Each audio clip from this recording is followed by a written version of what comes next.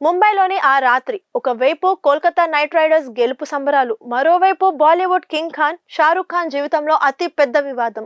ఆ సంఘటన జరిగింది 2012లో ముంబై ఇండియన్స్ పై కేకేఆర్ గెలిచిన రాత్రి.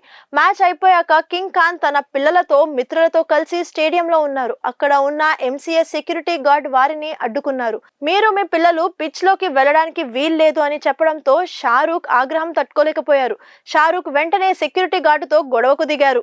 మీడియా రిపోర్ట్స్ ప్రకారం షారూక్ డ్రింక్ చేసి ఉన్నాడు అని ఆరోపణలు వచ్చాయి. అంతేకాదు సెక్యూరిటీ గార్డులు ఆయన పిల్లలను అసభ్య పదజాలంతో దూషించారని షారూక్ ఆరోపించారు.